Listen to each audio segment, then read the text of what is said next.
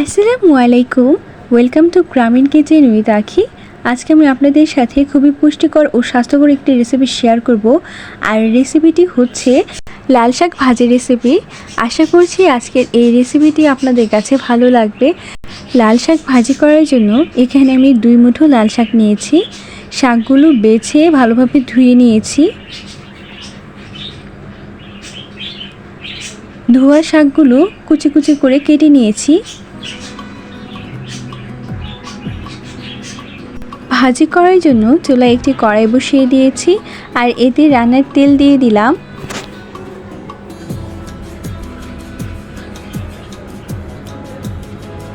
তেল গরম হয়ে আসলে 2টা শুকনো মরিচ দিয়ে দিলাম। একটি রসুন কুচি দিয়ে দিলাম।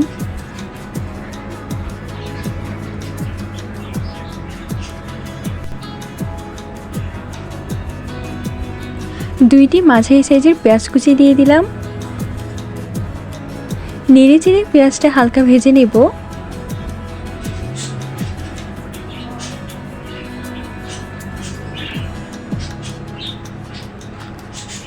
চার থেকে 5টা কাঁচামরিচের ফালি দিয়ে দিলাম। নেড়ে চেড়ে মরিচটাও ভেজে নেব।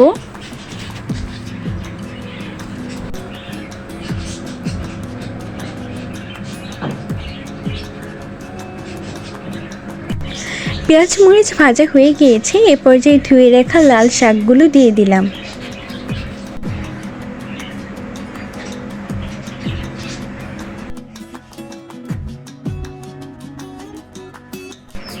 স্বাদ মতো লবণ দিয়ে ঢাকনা দিয়ে ঢেকে দিলাম 1 মিনিটের জন্য। ফিরে এলাম 1 মিনিট পর। এখন শাকটা ভালোভাবে নেড়ে চেড়ে দিব।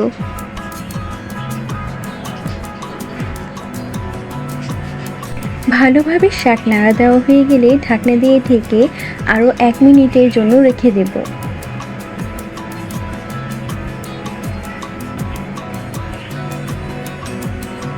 ফিরে এলাম 1 মিনিট পর।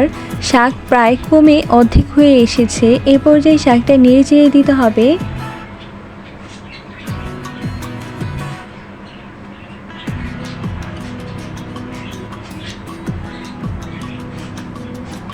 তিরিশ সেকেন্ড পর পর শাকটা নেড়ে চেড়ে দিতে হবে। যেহেতু শাক থেকে পানি উঠে এসেছে, চুলার আঁচ হাই হিটে রেখে শাক ভেজে নিতে হবে।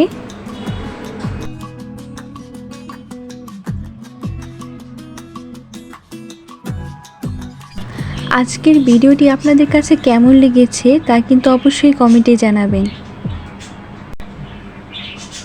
শাক ভাজি হয়ে গিয়েছে। এ পর্যায়ে শাকটা নামিয়ে নিব। আমার লাল শাক ভাজি করতে প্রায় 7 থেকে 8 মিনিটের মতো সময় লেগেছে। আপনাদের এর থেকে কম বেশি সময় লাগতে পারে। আজকের ভিডিওটি যদি ভালো লেগে থাকে তাহলে আমার চ্যানেলটা সাবস্ক্রাইব করে লাইক কমেন্ট শেয়ার করতে ভুলবেন না। এরকম সহজ ও মজাদার রেসিপি পেতে হলে গ্রামীণ কিচেন উইথ আখি চ্যানেলের সাথেই থাকুন। আজকের মতো এখানেই বিদায় নিচ্ছি। দেখা হবে নতুন কোনো ভিডিওতে নতুন কোনো রেসিপি নিয়ে। সে পর্যন্ত সকলেই ভালো থাকুন, সুস্থ থাকুন। আল্লাহ হাফিজ।